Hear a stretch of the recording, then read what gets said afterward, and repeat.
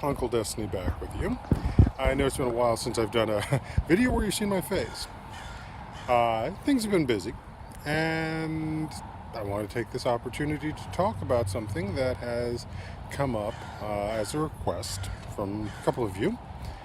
But I'm sure it's also a question that many of you have in general, which is about connecting with the ancestral spirits and having as authentic of a relationship as possible with them.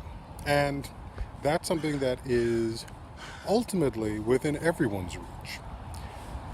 But it takes work. And I'm going to talk a little bit about that. Depending on how much I get in today, or maybe a series of videos, I don't know. But we'll start first and foremost with the concept of ancestral veneration, worship, or at least inclusion into your practice. And one of the things that starts out there with is the fact that every culture that is on this earth has this practice in its deepest core. Now, it may not be as popular, it may not be as active now, depending on your culture and your practices, as it was in our past. So, to that end, the methodology that you use to connect with your ancestors, essentially, if you're using any of those practices that come from anywhere and around the world, they are not technically wrong. First and foremost, they are not technically wrong. What may be more of the issue is whether or not they properly connect. And depending on the makeup of your family and its locations and its beliefs over the years may very well affect how many of those practices connect with them. Why I say that is, and depending on whether you've had one of your DNA studies come up, you may find that you have ancestors not only in Latin America, but in Europe, or in Africa, as well as Asia, or the Pacific Islands. Either way, that means that there are more than one particular section of your family, of your DNA, of your ancestry, that may need to be represented when you're trying to connect with your ancestry. So, to that end, it's important to understand that sometimes you may have this strange feeling to put a crucifix on your ancestor altar. You may have a strange feeling of putting, sorry, you may have a strange urge to put a menorah on your ancestor altar. You may have an urge to put a hand of Fatima, or equally so, mini tiki. All of those is because there is some part of your family history and ancestry that can connect with you because of that item's presence. So, do not poo-poo the idea that you may have, even if you are a practicing pagan, that you may need to have a crucifix on your ancestor altar for there to be connection with your ancestry, because you will have ancestors that have had who were devoutly Christian, but they are still your ancestors. Now, I've talked a bit there about an ancestor altar.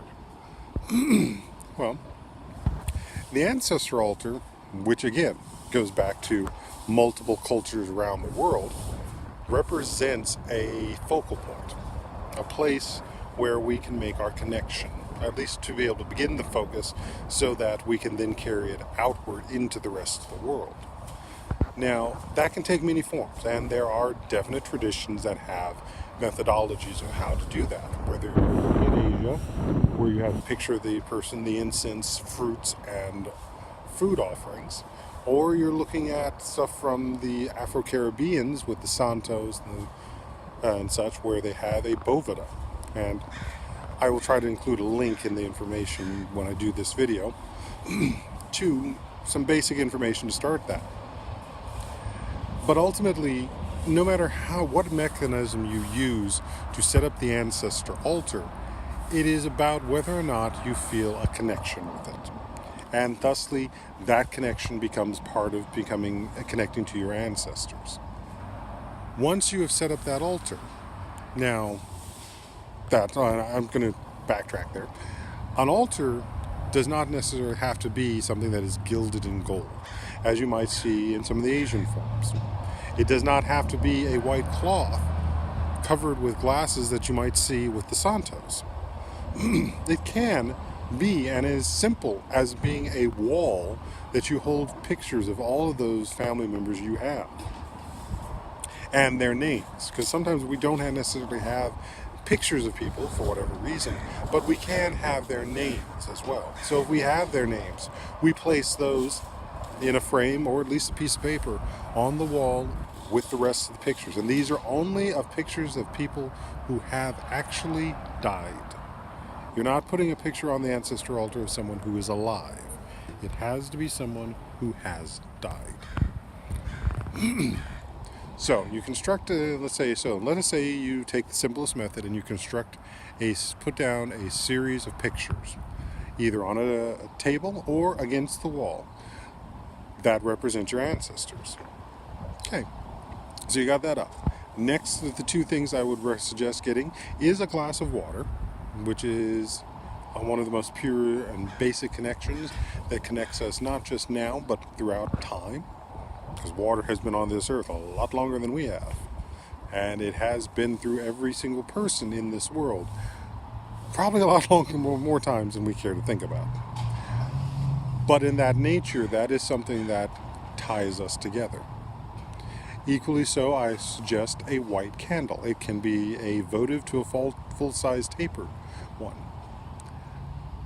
And that is to recognize the flame, the spark that is within life, within all things.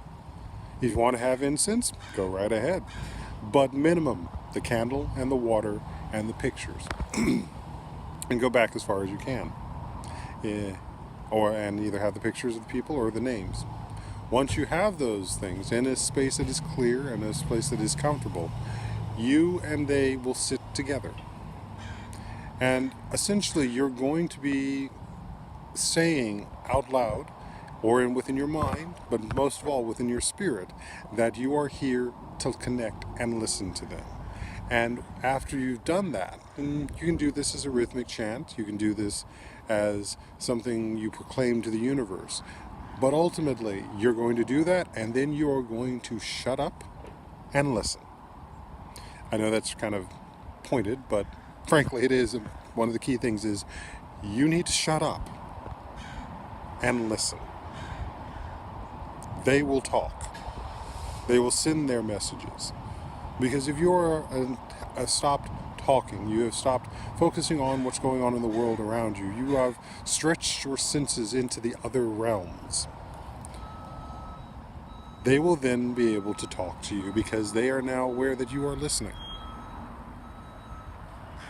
And that is probably one of the biggest fundamental things about connecting with the ancestors and the spirits.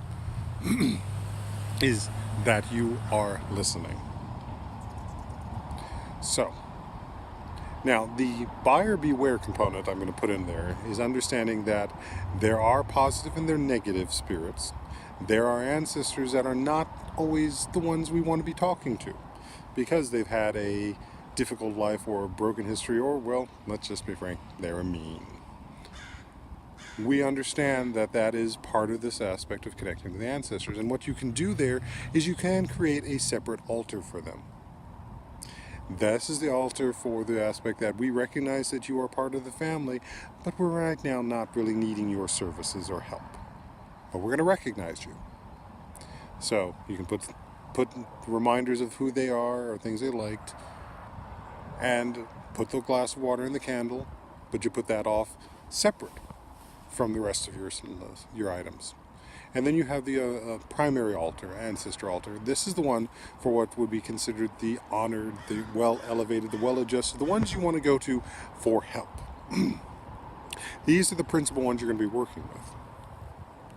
And these are the ones you're going to build. Ideally, you're going to be trying to listen to first and foremost. They will also be able to keep the negative ancestors away. Because let's be frank, they have stuff they want to help you with. They have stuff they want to help you deal in this world. It doesn't really benefit them to just let the negative ones come in and screw up the party. And trust me, there's a lot more of them than the negative ones. So building that relationship is important, and that is, I know, a constant fear that people have in the aspect of connecting and healing their ancestry because they're concerned about those negative people. The other thing that also is key too is that aspect of someone who is orphaned, or in some cases, like for as an African American, depending on your family, you may only know a couple of generations back. You don't know the deep ancestors, who were they and who are their names. So whether you don't know them or their names, or that you do not know who your birth family was and what they originally, understand this: they still know you. They still know you and who you are. They are still watching. They are still helping. Mind you, it's probably a little less than they can do with knowing. So the aspect and what I've suggest there is starting from the standpoint of just saying, I make offering to all of my ancestral mothers, all of my ancestral fathers, all of my ancestral sisters, cousins, aunts, uncles, whoever you are whose names I do not know, but I know you are there. I make offering to you and ask for your help. I am listening. And start from that place. Start from there and go forward. So I'm going to go and wrap this video up here, and depending on how this goes and if there's more questions, we will do another one. But otherwise, this is Uncle Destiny signing off for you right now on this kind of gray and blue-skied Monday morning here in California. May the ancestors and the spirits be with you. Ashe.